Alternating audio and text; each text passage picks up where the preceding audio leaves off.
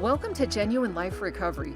We're here to help you and your loved ones overcome addictions and other addiction-related mental health challenges.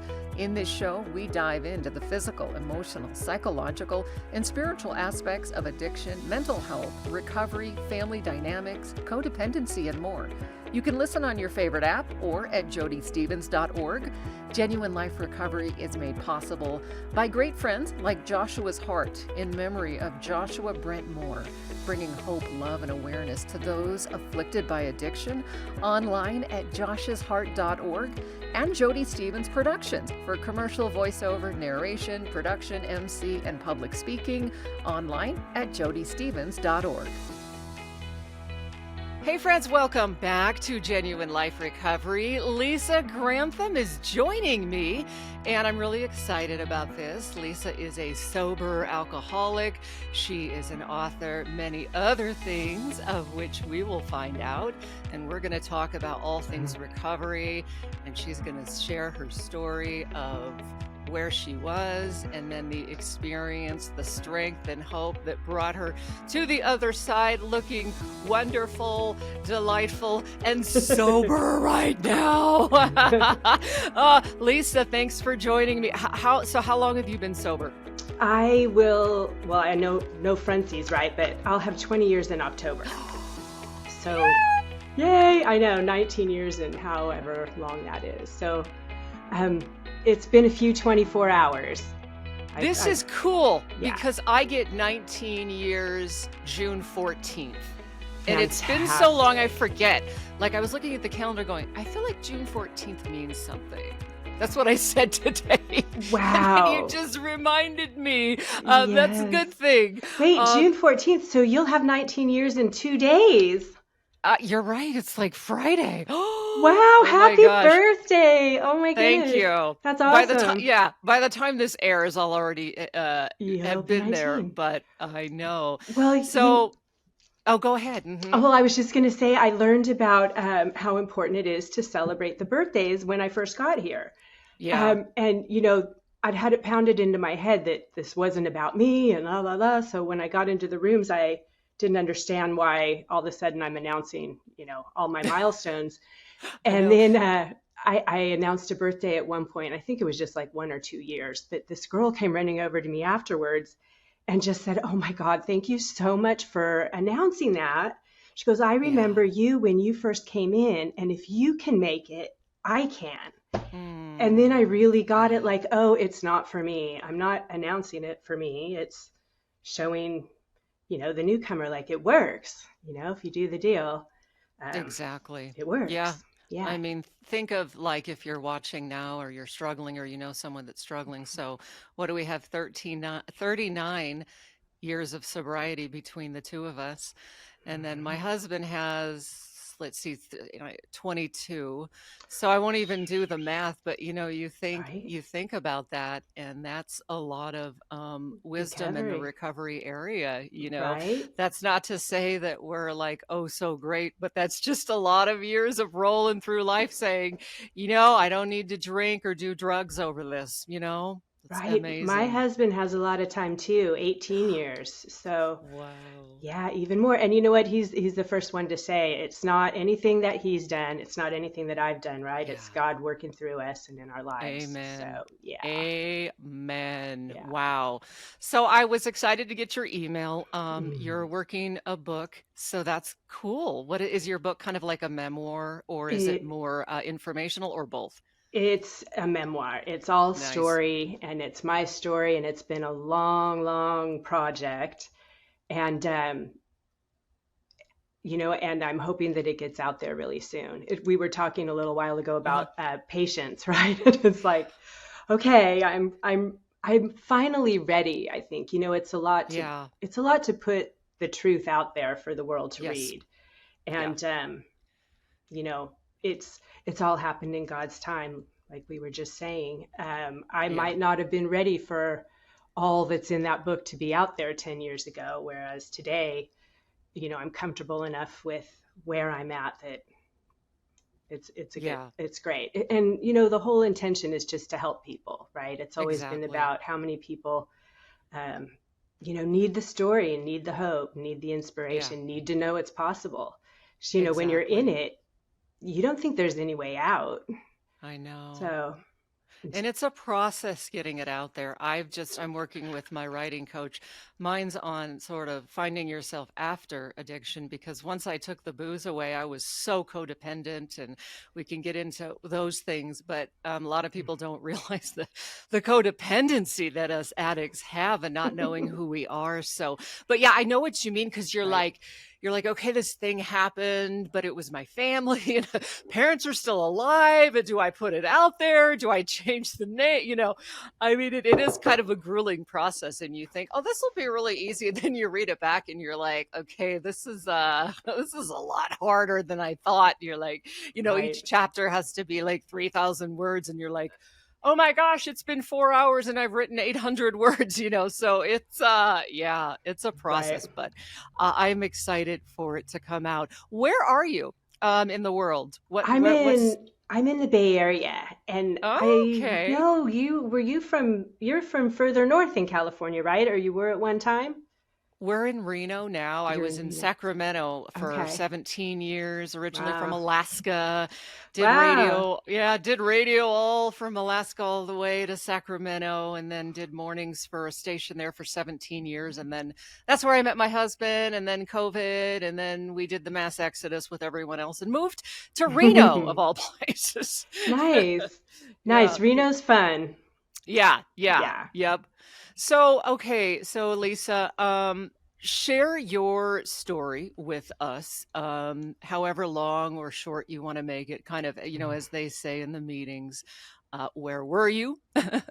And I know you said you were low bottom drunk. Oh yeah. So I was probably a little more high bottom. My brother, very low. He died Mm, actually in I 15s. I know. I'm so know. sorry to hear about that. So, and I always bring that up because I just like people to know that it doesn't Disease get better. kills. It Right. it escalates. It's not this thing that you'll suddenly be able to manage. Like, it doesn't No. happen that way. But so yeah, where were you? What did God do? And where are you now? I Mm. know that's a lot because it's a 19-year span, but 20-year span. Well, you know what? My first drink was when I was, well, 13 or 14. It was after, actually, I guess I was younger. It was after a seventh grade dance, and absolutely had a spiritual experience. You know, all the guiding principles in my life were totally rearranged in that moment.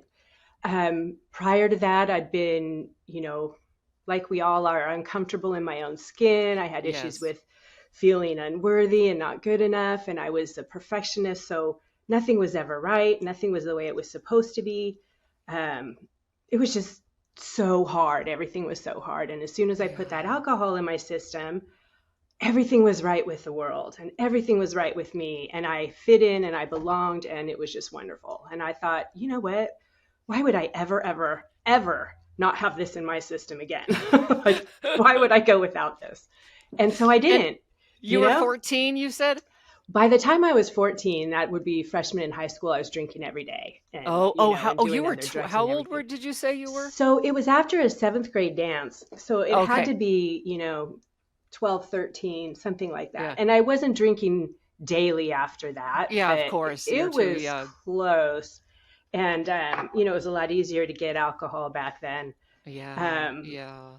I and remember that because I was 14 and threw up all over the place and fell out of my friend's tub, and I'm hiccuping through the mall with my hair a matted wad of gel, thinking, this is so fun. I have to do it over and over and over and over again till I'm 33, right?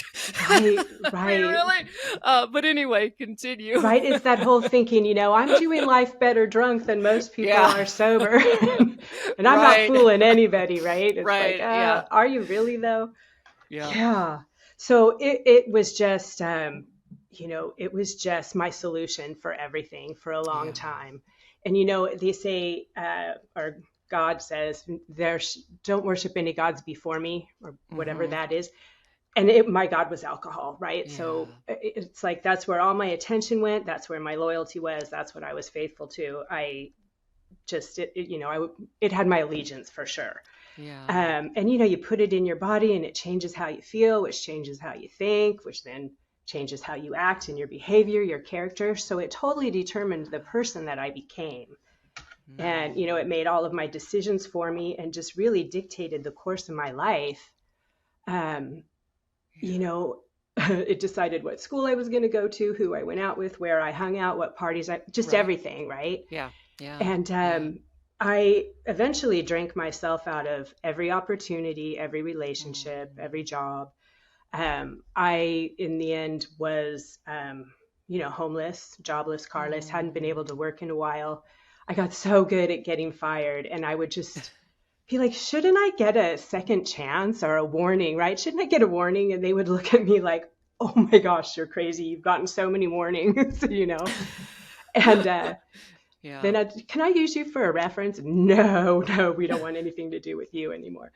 Oh. So just Yeah. that whole, that not being welcome anywhere and not having anywhere to go, Mm-hmm. and not having anyone left to turn. You know Yeah. what I mean? It's the worst feeling in the world to just be alone like that and not know where you're going to lay your head that night.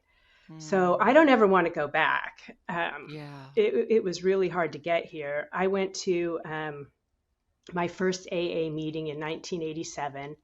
Mm-hmm. My college roommate had gotten a DUI that should have been mine. And so I was going, we went to court and she got sentenced to AA. And so I was going to the meetings with her and we were thinking, oh my God, we're not anything like these people, these losers. We don't need this. Right. And, Right. you're not ready till you're ready, right? Yes. And then my first rehab was in 1992. And Mm-hmm. I blew a .425 on the breathalyzer at 10 in the morning. And my mom was there. I can tell you what I was wearing. I was filling out paperwork. And the doctor opened a new breathalyzer and did it again because he said, you should be in a coma. You're a very sick little girl. And Mm. at that point, I'd already, lost the love of my life at that time and a career. And I was already in a lot of pain. I was 26, I think, then. And it felt so good to be sober after that rehab. It was just like I hadn't been sober in years. I had no Yeah. idea it was possible to feel that good. And I was so excited about it. And I got out of that rehab and lasted 3 days, which is just, amazing. Um, The and insanity right, comes back like they say in the book, you forget. Like you forget all the bad. Like always it'll be different this time. that euphoric Sure. recall, right? Well, and Yeah. just the changes that go on, physically in our bodies Yes. that make it so Yes. that we absolutely have to have more alcohol. And the science behind all of it is incredible. Yeah. But then, I didn't even know if I believed it was a disease, let alone have any clue what was going on, inside of Yeah. me. So when you don't know what's wrong with you and you don't know why you keep doing what you're doing, you really start feeling, Hopeless. Yeah. yeah, it's like, what is wrong with me? And it Mm-hmm. took me 5 more rehabs, maybe. In the end, I was at a county funded rehab for girls. I was in my late 30s, totally destitute. And it's like, how is this my life? How, I had that burden of potential when I was growing up, right? I was smart and Yeah. what you could do anything you want. What are you doing? So there was just a lot of pain before I got here. It took me a lot of pain to get sober. Well, and I love the thing you said about the brain because and our bodies because at your young age you start drinking as your brain is developing. So Mhm. you're learning this behavior that becomes normal and natural. And then of course in the science they talk about the reward pathways and all that stuff. But most people don't understand that. So they're always like, why don't you just stop? Why don't you just stop? How come? Oh, Or in the church, like with my husband, Jesus is enough, and stuff like that. And it's like it just doesn't.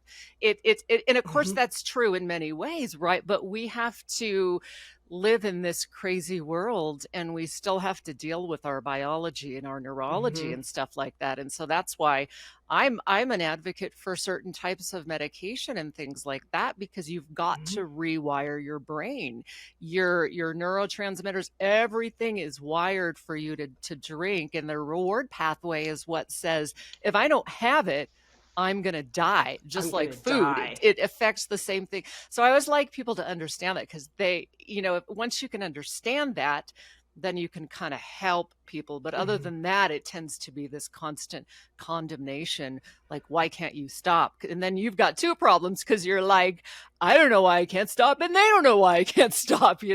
So Right. it just wanted to add that in. But yeah, Right. No, continue. absolutely. And it's the way we metabolize alcohol too. Yes. Yeah. Right. So even before, like by the time I knew I was in trouble, my whole system had already, changed to accommodate massive amounts of alcohol on a daily Yeah. basis. I was Yeah. drinking a 1.75-liter jug of vodka every day. I would wake up Wow. and choke it down crying because I had to get it in me if I was going to do anything, and shake trying to get eyeliner on, and then get out the door, drink on my way to work, drink at work. Like it was really just this vicious, then weekends I'd spend in bed trying to get sober because I couldn't go on like this. And then, I couldn't, Yeah. so sick all weekend, but then to go to work Monday, I had to drink again, or else, and by then you're trying to pay the bills. So Yeah. it was just, yeah, it wasn't good. So Um, you were severe. Like, I had when I finally quit, I had the shakes, but I never, like, my brother was always in and out of detox and stuff. So mm, you were at that point where you needed medical oh detox, yeah, which can actually kill you if you don't I get medical know, attention. And that's right? another big thing for people watching, because that's another thing where, I mean, we would have to give my brother alcohol. So, because like one time he had a massive seizure on my floor when I was super Right, in my 20s. I had no idea what was going on, and the right. paramedics were like super rude, because they're like, oh, another one of these, and I think he's dying. I didn't even know about Well, alcohol seizures. So but my point is, like, yeah, so you were at that point where, in order to quit, you would have needed to be the one, in line at the detox center. I was in the emergency room more than once. There was Yeah. one time when I Yeah. was trying to detox that my hands and my feet curled up real tight and I couldn't Oh. open them. And my boyfriend literally had to pour alcohol down my throat. Like he had to pour it for me in order for them to open up and then get me to the emergency room. So really bad Wow. withdrawals. And Wow. you said something there that I really want to comment on because it's really infuriating how there's this huge wave of compassion for mental health problems, and everyone's worried about people who are suicidal, and there's all Yeah. these different disorders. Well, alcoholism is a mental illness too, I know. Yeah. and Yeah. so where's our compassion? You know what I I mean? know. We're not I know. degenerates, we're not weak, we're not immoral, we're not any of those things. We're Yeah. sick and we're doing the best we can to survive, and you're all abandoning us instead of helping I us. know. What's So that thing? No, no flowers for my son or something. I don't know if it's a mm, book, but I always think about that. Like, after my brother died, it wasn't like mom got flowers. It wasn't like there was a funeral. There was just nothing, yeah, and it's that's like, just wait a wrong. minute. Like, he was sick too. It was like cancer, but yeah, it's so stigmatized. And I mean, there's always going to be some stigma because of all the dumb things we do. I mean, how it affects us, and I get that, Right. but yes, I mean, you're right. There's a turning point where now we have an illness, Hmm. like a cancer, and it's just going to continue on until we can reverse it, you know.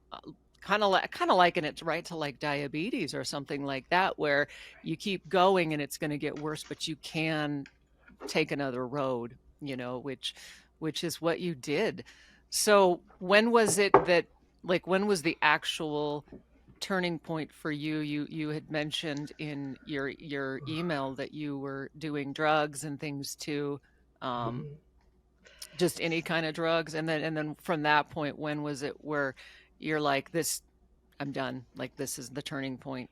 Did you even know that it was, or did it just happen? You know So, what I mean? Like, sometimes we just know, like, I'm done. Other times mm, it just slowly we just stop, or we don't have that major experience? So people who are able to decide that they've had enough and stop still blow my mind. Like, it's absolutely amazing to me that someone can think, you know what, I've had enough abusing myself and poisoning Right. myself and getting in trouble with the law and everyone else, and I think I'll stop.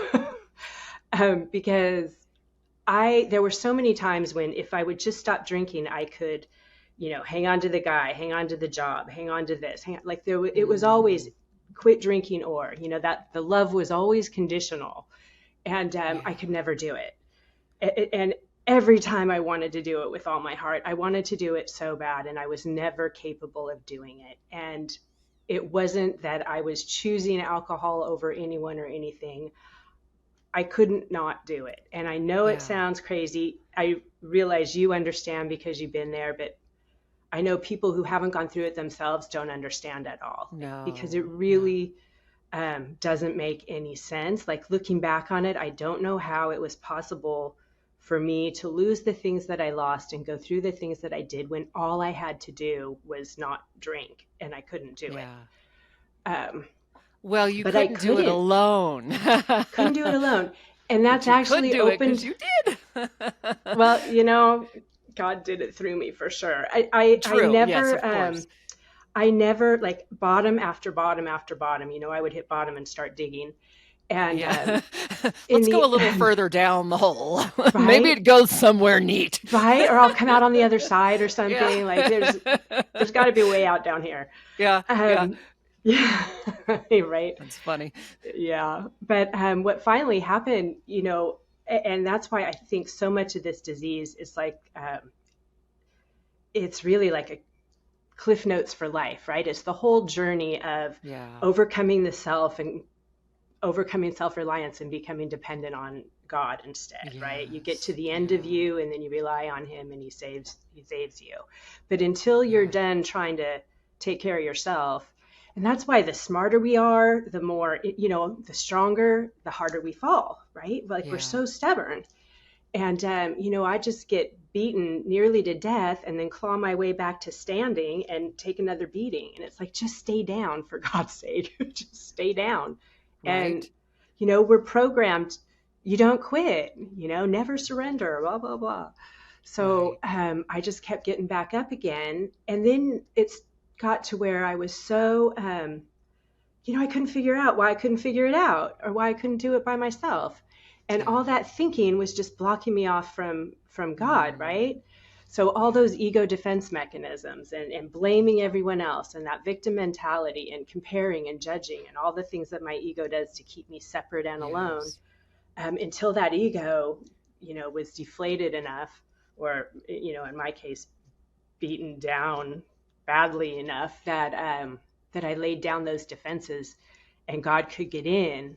Yes. Then I was able to recover, and I was really fortunate in that it happened suddenly and profoundly for me. They say the spiritual experiences are either of Yes. the educational variety or sudden and profound, and it was so simple too, because what happened is I'd just gotten caught red-handed drinking again, and it was at a point in my life where people were, coming back into my life because everyone thought I was sober one more time.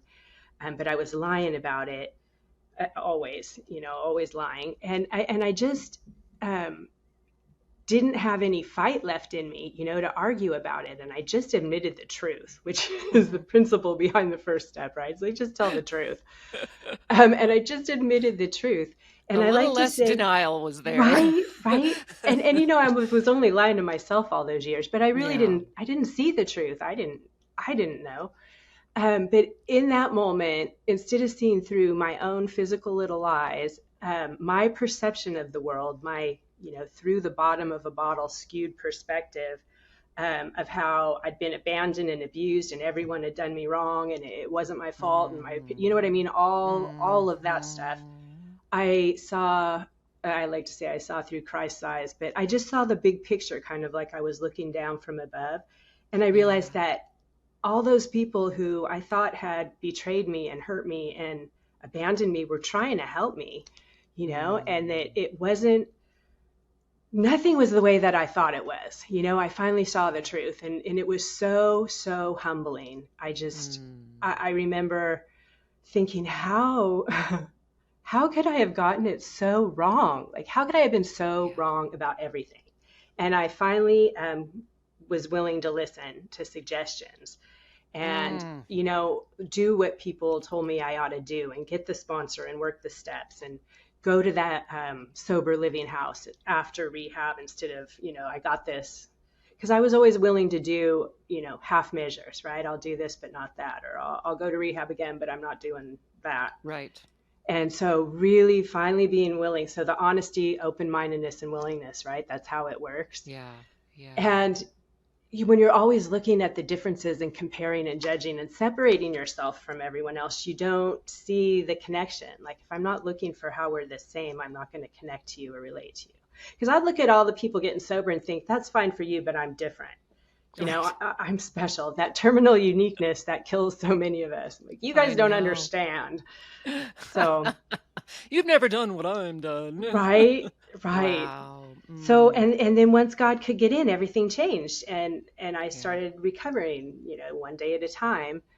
But it's interesting because it really, like, to me, is all about overcoming my ego. And I Yeah. love that egomaniac with an inferiority complex, right? Like, Oh that my was so gosh. perfect because that was exactly me. And, Yeah. we all have just one problem, and that's that we think we're separate from God, right? And that's what my Yeah. ego tells me, that I'm separate. Mm. And then, of course, I'm alone and afraid, right? Like, I was terrified my whole life. And if you'd told me I was afraid when I was in the disease, I wouldn't have believed it for a second. But Mm-hmm. that's what Wow. alcoholism is, right? The fear of life. Mm-hmm. So, Mm-hmm. yeah, it's been an incredible journey. And I've Wow. gone from thinking, that it was the worst thing that could ever have happened to me to realizing it's really been an incredible gift, you know? Mm-hmm. Wow. I love all the things that you said, particularly like ego is, like you said, the self-preservation, the denial, because we don't want to Mm, look at all of our goo, the blame. My favorite thing is to wake up and say I've got no one left to blame, right? Isn't that a oh, beautiful feeling where right. I don't have to blame anybody. And letting go of the ego is also that surrender to God. For me, my ego was that I wanted to do it myself. So I wanted to Yeah. have me and God. So I'd always be like, God, how about you and I just work this out so I don't have to do all that stuff? Like it's just us. And he's like, yeah, no. So it wasn't until I did that. And then I went to an AA meeting drunk because I thought, well, no one will notice. Sure, why would they? And stuff like that. But that was really it for me was the pride was that I didn't, at that point I was at a Christian station, I Mm, was all up in the church, and so I was just hiding, and I wanted to stay hidden. And God was like, no, because I was more secretive about it. And yeah. so, but then, right. And as you probably know, once you strip away the alcohol, sort of that journey is really with the ego and the fear and the pride and the codependency and the approval, right? It's all sort of beginning in a way, right? Because that's kind of when the recovery Right. really starts. Did you find that um, once you got sober, were there underlying issues? For me, like I was Excuse me. medicating anxiety and panic attacks and things like that. Because I was so afraid, and Right. the alcohol calmed all that down.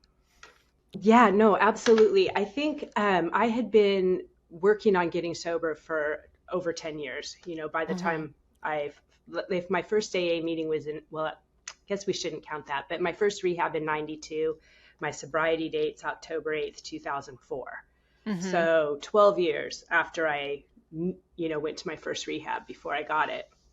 And So you're I, not just so for people listening, sorry to interrupt, that's not completely abnormal. I mean, I had tried several times too. So a lot of times it takes several, no, but most people don't ever quit on their first try. So, but at one point it's stuck, right? Did you know it was different or?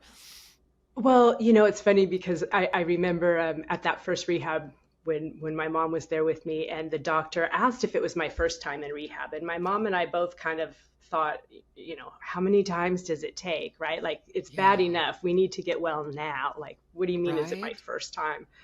And of course, every time they tell you, look around, only one of you is going to make it. And there's usually like 20 of you in a group, and it's like only one of you is going to make Kind of it. like your college class, only one of you is going to become the president. Right, Anyway, right, right. yeah. But even worse, right? Because if you don't make it, what's left for you? Yeah, Like, it's not a pretty I pretty know. prospect to go on drinking to the bitter end. Yeah. Um, but yeah, odds are so against you.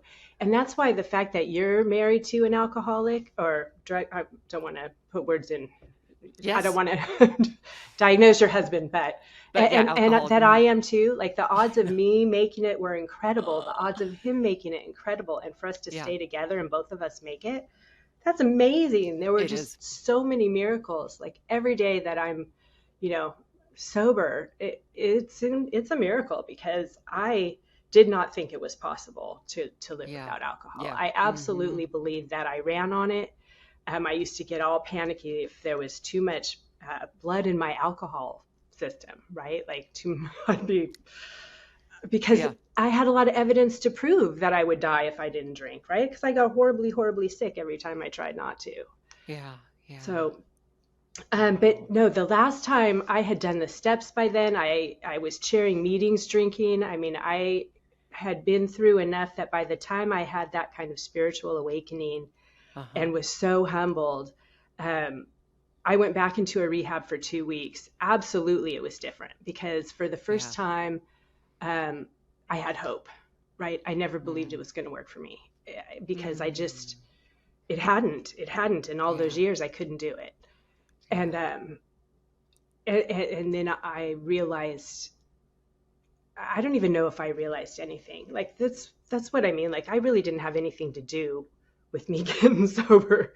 It was Yeah. all just the grace of God. It's been all the grace of God because I tried on my own for Yeah. 10 years and couldn't do it. And it wasn't until I got out of the way and let him work through me um, that I started to recover. And then it's Well, been super long and slow, like you said, yeah. since then, because all of a sudden I have all these feelings that I didn't even know what a feeling was, and I don't like any of them. And Yeah. I was terrified of the grocery store, and how am I going to do this? And, you know, it's like running around naked, right? You're like, oh my God, I don't Yeah. have any clothes on, I need to go home and put some clothes on.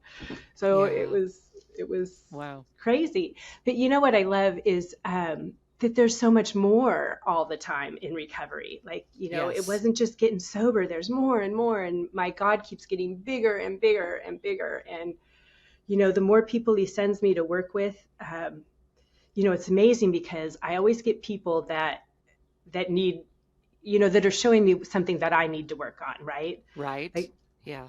which is Him orchestrating things even more. And then I hear myself, talking to them, and the things that are coming out of my mouth are amazing. And that's Him talking through me.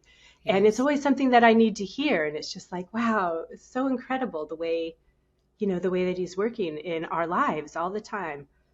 Well, and you said the magic word hope. God is a God Yeah. of hope. And the whole concept of what they teach in recovery, is the concept of self-efficacy, and that's the belief that we can do it.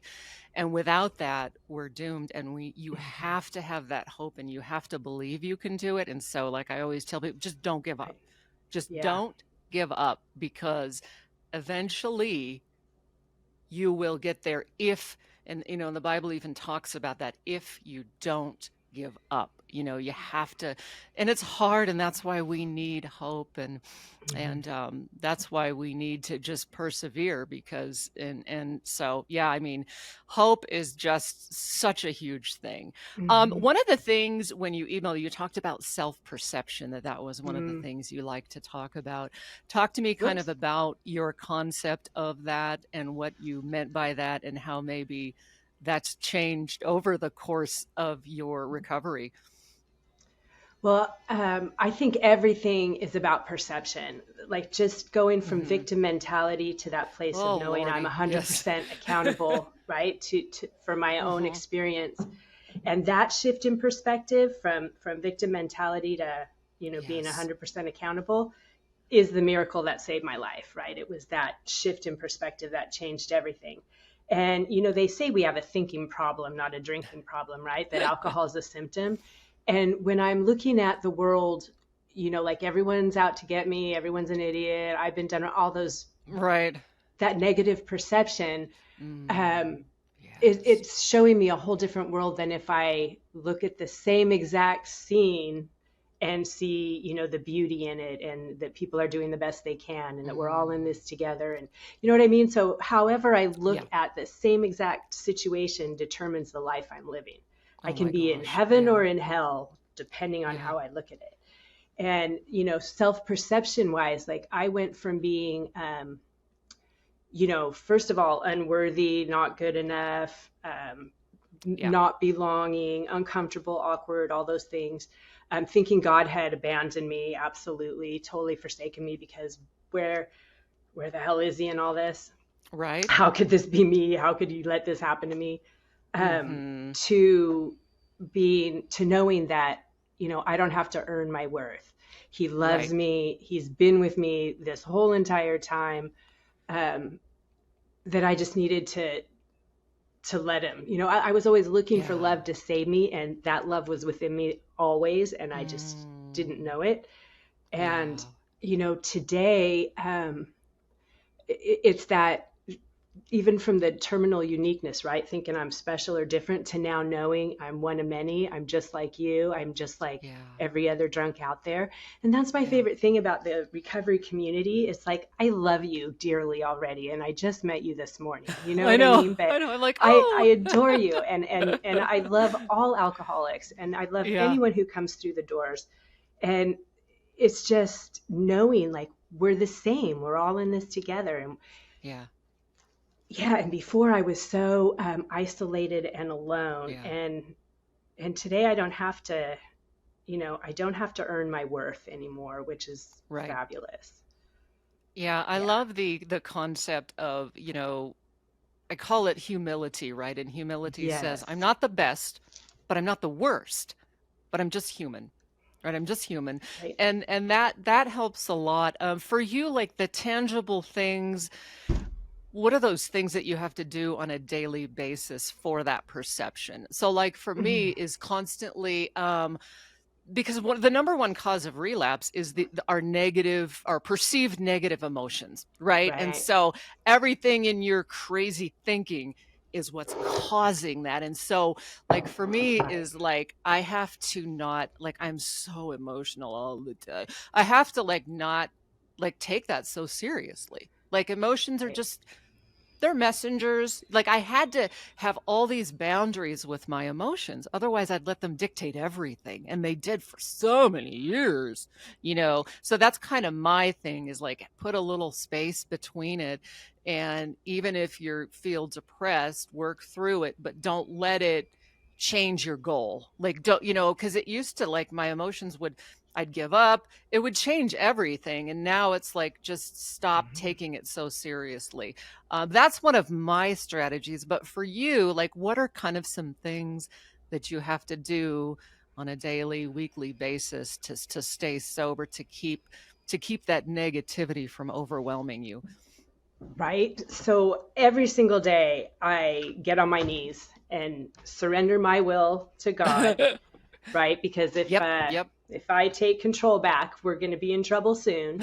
So surrender my will every morning, and my husband and I do this together, which is really nice. So we surrender our will. We do the third, seventh, and 11th step prayers. So Hmm. giving him all the character defects, which Yes. really aren't character defects, but that's what they call them. It's all Yeah. depending on how I'm using them, right? So Right. um, Changing our perception about those defects, right? Even, right, like I can say I'm an alcoholic, but I'm saying I'm an alcoholic who's victorious and helping people, and you're writing a book. It's the perception around those things, right? So, but anyway, Right. I heard continue. you say something about that before, and I really appreciated it because I've had people, I've been doing a lot of work in and out of the program, right? So Hmm. one of my, well, maybe some of my spiritual mentors have suggested that I don't need to just identify as that anymore, that there's so much Right. more to me and blah, blah, blah. But there is always that kind of negative connotation when they say that. Like the words I Yeah. am are so powerful, right? And if I'm saying Hmm. I am an alcoholic, is that dooming me to some whatever? Right. The message that I got was like, I didn't appreciate it. Whereas what you were saying is, Yeah. yeah, I'm an alcoholic and look at me now. It's amazing. Look what Exactly. God's done in my life. And it really has been a gift because if I Yeah. hadn't gone through what I went through, I would not have the life that I have today or be who I am Exactly. today. I wasn't capable of the kind of relationship that I have. You know what I mean? I've Right. got a great marriage. I adore my husband. He loves me. We trust each other. There's never, ever any arguing. Like, we used to have SWAT busting in on us, like, and now Yeah. we don't even argue. Our kid's grown Yeah. up with the principals in this home, and he is amazing, and it's because he's only known love. Yeah. And that's all a gift of recovery. It's all, you know, Right. And us drunks, us sober drunks, or you get to where when you they say sweep off your side of the street, and right, I don't mean to say this pridefully, but when you see all your junk, you kind of see everybody else's too. It just comes with a package. And the reason that the marriages and the relationships can be so dynamic and beautiful when you get sober is because we're really living from the inside out, as they say. Like mm, we're able to look at that, and it's a gift, because I always say most people go through their whole life and they cannot, pardon my French, look at their own crap. And if you want to get sober, you have to, like, it's a must. You have to be able to self reflect. right, And people with like extreme personality disorders and things like that, they don't have the ability to self reflect. And we have to do that on a daily basis, and look at, okay, what was my part in this whole thing? Um, right. Daily you know, inventory. mm-hmm, That's right. mm-hmm. And what I love too is knowing that if somebody's bothering me or getting on my nerves, it's not that person, it's me. Yeah, Whatever they're doing that I don't like, it's something that I need to take a look at in myself. right. And that's very humbling also. So it's never anyone else. Whatever's going on with me is always about me. So I like what you Mm-hmm, just said. Inside out, because mm-hmm. God is just showing me what I need to work on. When like right now we've got some drug dealers across the street from us that make me crazy. I feel like, okay, I escaped that. What are they doing in my face and keeping me up all Yeah. night? And Mm, so, pray for them. And it's really yeah. interesting because, they were me, and not just loving them and having Yeah. compassion for them makes me feel a little bad, but I have thoughts about them that are not all that loving. You know what Right, I mean? exactly. And so I really like, and I get that they're my way right now. Like making peace with them instead of giving them my power all the time is Yes. my what my growth is Mhm. about right here and now, because I Mm. let them steal my peace. And Yeah. why? They don't even know who I am. They don't, Right? you know what I mean? Like they don't care. They don't have any idea. And here I'm like losing my mind thinking they're doing such and such again. It's like, really? Oh, well, and So, you hit on something so huge when it comes to love, when it comes to codependency, when it comes to relationships, and that's giving away our power. And right. that was my number one. Like most alcoholics, you take away the booze, you have a codependent. But Yeah. I always had the power imbalances in relationships. My self-esteem, my ego regulation came from you and things outside of myself. So once I took the alcohol away, I had to figure out who I was. And so much of the ego we put forward does like, I think I read one of your blogs and just about how it kind of blocks that love, because love, it's so vulnerable. And I think we replace so many things for it. We're all searching for it, but Mm-hmm. we're always replacing things with it. Because when we look at what love really is, it's very humbling, right? It's patient, it's kind, it keeps Mm-hmm. no record of wrong. It doesn't envy, it doesn't blame, it's not rude, it's not prideful. This is from Corinthians. So, I mean, Right. all those things. So I think what we like to do in life is find all these other things to sort of fill the love void so that we can still keep all that pride and all that goo. And I think it's then in the surrender where then God's like, this is what love really is. You know what I Right. mean? Well, and it's unconditional, which is what I was Yeah. always looking for. It used to make me so mad. They'd be like, I love you if you quit Right. drinking, if you, and I think, why, what, I thought love was supposed to be unconditional. And, Yeah. and it is. And the Yeah. shift there for me came when, instead of looking for love, I started just giving love. Oh, oh And my gosh. Yeah. right, it changed everything. Yeah. And it's like when you really believe, like, I don't care if you love me back, that's totally irrelevant, I can't control what other Mm, people think anyway, yes. I Yeah. just love you. And then really that's all that matters. But people feel it, and pretty much if I'm loving you, you're going to love me. You know what I Yeah. mean? If I'm seeking your love and trying to get you to love me, then that's a whole different energy. So Mm, that's been life changing, yeah. right? But that's the Yeah. whole giving is receiving. It's all, what I give to you, I receive back tenfold, or whatever it is. Right? It's the And concept of just putting yourself, that self thing, away. Like for me is like super codependent. It was always doing something to get something, love, right. approval, something. And then all we do is become angry. I had anger and rage and everything else because Yeah. I had no boundaries and I just wanted people to like me. So I would do things to, earn that approval. And all it Right. does is make us angry. And like you said, Right. finally, when you're just like, I don't need, God had to take me to the point where I was, this is kind of an interesting story where I was like literally on the floor, suicidal, almost in the fetal Mm. position. And I thought, well, if I kill myself, that would be really messy. And I don't want my husband to Yeah. see that. And I, So I, thoughtful. and then I sat on the couch and I sat there on and off for 2 days. And rather than act on those feelings, I just sat through them. And I Mm. got to the other side. And I've never felt suicidal since, but I literally felt God say, that is you dead on the floor. That is you. You are dead. Right. And I Mm-hmm. think that's what that is the stripping away of everything. Yes. Like it was gone. And I think, this is like a really freaky, weird thought, but I think that the suicidal thing could really just be God pruning.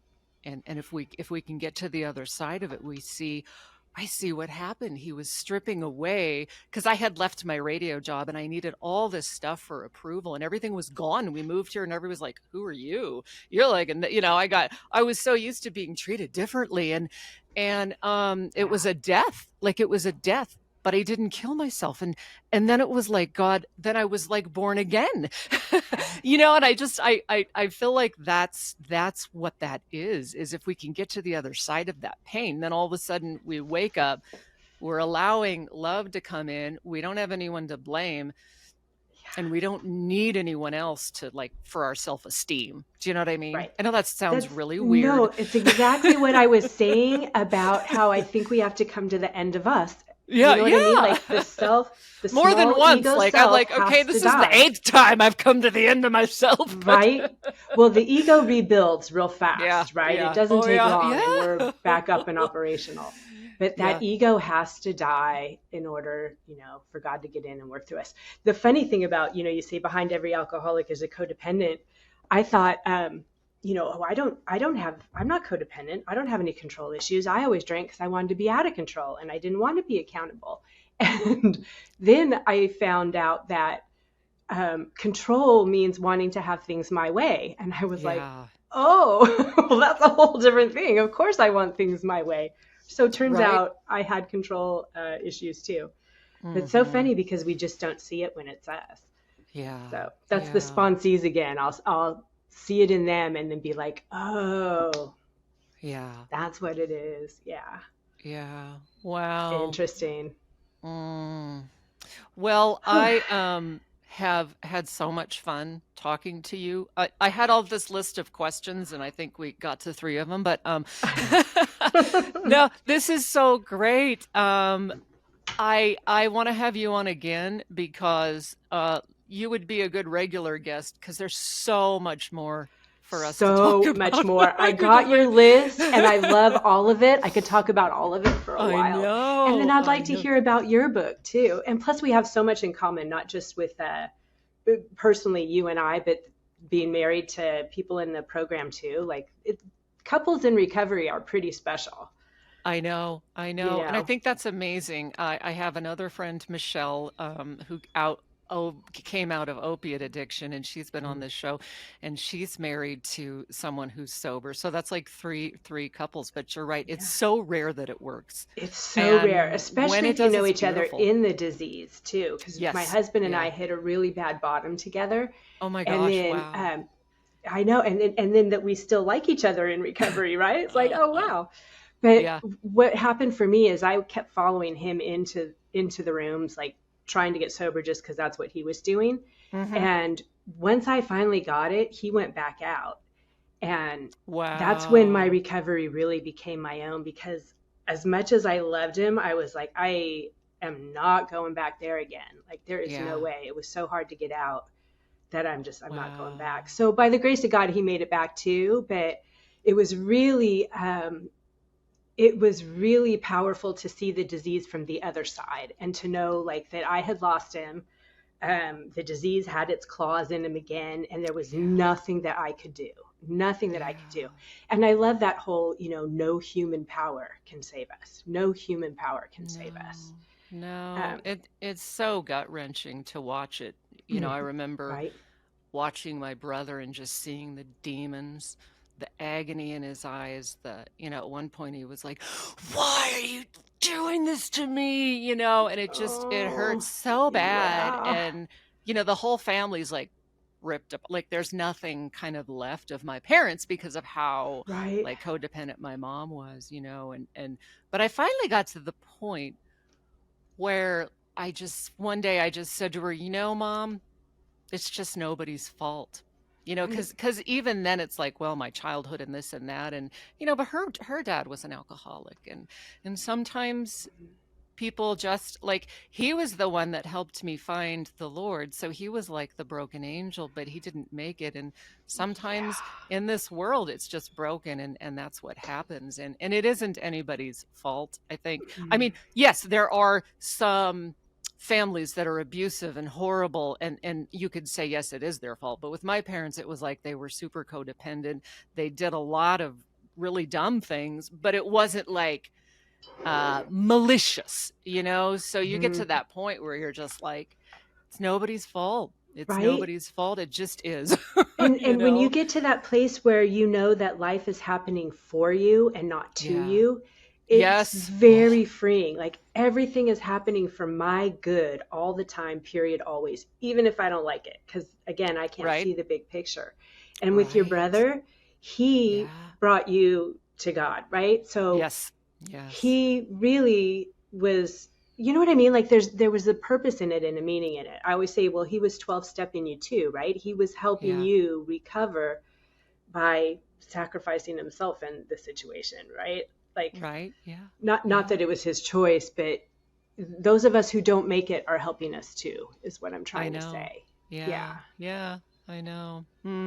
So Lisa, what would be just a message of hope or advice or encouragement for A, maybe someone listening who's still using, or B, maybe like a parent who has a loved one or a kid that's in their Mm. addiction, because it's such a family disease, kind of a two-part question, but Well, and I'm going to answer it backwards because for the perfect. family, it's exactly what you just said. It's not your fault. There's Yeah. nothing that you could have done. There's nothing that you did that made him an alcoholic. and there's nothing that you could have done to save him. Yeah. The only thing you can do is give him to God, right? And the sooner you do Mhm. that, the sooner they can recover. So Right. it's real easy for me to say, because my mom was my codependent, and when she let go is when I started recovering. Like when she was Yes. done and she Oh my wasn't there gosh. anymore, because she was Yeah. always my safety net. She rescued me. I knew I could count on her. And when she was gone and I literally, was on my own, it was like, that's when I started to recover. But if my own son was the one out there on the streets that didn't have anywhere to go, I don't know if I could do it. You know what I Oh, I mean? know. Like, Yeah. That's why I said it's nobody's fault, because I look at what my mom did and I say, well, I don't know if I wouldn't have done that. I can tell her, don't enable, but I probably would have. right, right. I mean, it would be so hard not to, because you love Yeah. him and you don't want to see him in pain and you don't want to see him out there and it's scary and dangerous. But really, they got to let Yeah. God in. I mean, I Yes. really, really believe no human power. It's a spiritual disease and it takes a spiritual solution. And we little humans who keep trying to put God in a box, man, we don't get it. We can't understand it. And for the Yeah. alcoholic out there who's still suffering, one of the things that really, well, you touched on one of the things that really shifted my perspective, was that doing things and expecting something in return. Like I did Yeah. a lot of what I did expecting something back. And when I didn't get it, I got resentful. And those Yeah. resentments will take you out. But Yes. I think just that there is a way out. Until you're hopeless, there's no hope, right? There is Right. no hope until you're hopeless. So that gift of desperation is a Mm. good thing. If you see no Yeah. way out, you're in the right place right Yes. now, because you've got to be hopeless before, Right? you know what I mean? Before you're Yeah. willing to do what you got to do to get here. So just Yes. that there is a way out. If you don't think it's possible to live without alcohol or drugs, I didn't think it was possible either, and it is. All things are possible with God, right? And Yes. just, I know it's so hard when you're in it to see, but start looking for the similarities, and that's one of the first things they tell you. Look for the similarities, not the differences. But you've got to connect to another human being or you won't get well, Yeah. because God's got to get in, and that's how he's going to get in. Right. You got Yeah. to let him, you got to let somebody in. You got to get honest. You got to Right. tell the truth, Yeah. because that dishonesty is like a shield blocking you from sunlight of the spirit, right? From, Exactly. Yeah, he yeah. says, whenever two or more are gathered in my name, I'm among them. And that's just how we're designed for that. Like I can Mm-hmm. feel him here now. Like we're just designed Right. for that community. And even if we're more of like I'm a trained extrovert, but I'm more of an introvert. And that was the thing I didn't want to have to do, was all that. But it's a beautiful thing. We need each other. And, Mm-hmm. And so, but alcohol wants us alone, right? It wants us yes, alone yes. and scared and cut off from Yeah. love and people. And yeah, and we're not going to get well in our room alone. We Yep. absolutely need other people.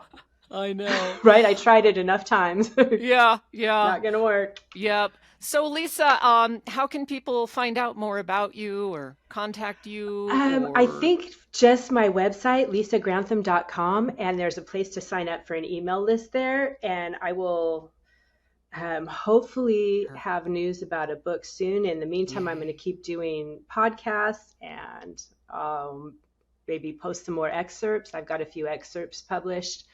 Um, You're a yeah, wonderful writer. thank you. Very beautiful, poetic kind of I'm like, wow. So I'm Oh, I excited appreciate for that. your book. You know what? Hmm. I had a writing coach too, and she was fabulous. She's Yeah. Modern Muse for Writers, Bridget Boland. And I'd written the whole story, and I had somebody critique it, and they said, "You need a developmental editor." And I thought, Yeah. why? It's done, you know? But I didn't know anything about scenes or anything either. And so she worked with me, and Yeah. she's fabulous. So Nice. I owe her a lot for how good Yeah. the book is now. It's largely due to her. So I can't wait to read it. yeah, thank you. LisaGrantham.com. So it's Lisa, LaSaGrantham.com, right? Correct. And what about your book? When is that coming out? Do you know yet? Or I am halfway through chapter 3 of okay. probably 15 chapters is what I have outlined now, so a little while. Okay. But, Yeah, it always takes longer than we think it's going to. I know. Yeah. I'm trying to do 2 a month, but it's becoming more like 1. So it's Well, you've got your hands full. You've got a lot of writing on your website and all kinds of stuff that you're doing. So yeah, I a lot of really times appreciate what you do. Oh, thank you. A lot of times I'm like, oh wait, this could be in my blog, and I'll paste it in there, right? I'm like, Good, oh, good, right? You know, with so Yeah. many blogs, you could go back, so. Oh my gosh, Lisa, I could talk to you forever. This has been so wonderful. I'll definitely have you back on. I would love to come back. Yeah. So I appreciate that. It has been fun. Thank you so much. Yeah, thank you, like I said, for all that you do. I've seen many of your shows and read some of your blogs. I like how you take the podcast too and do a blog on it. You kind of recap the thing for us. Yeah. Right? Yeah. Yeah, Mhm, that's really mhm. special. That's nice. Yeah.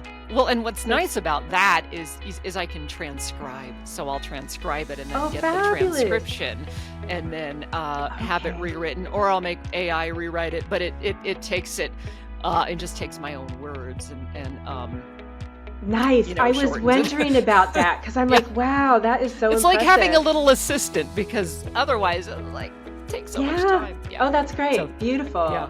So Mhm. smart. So Awesome. smart.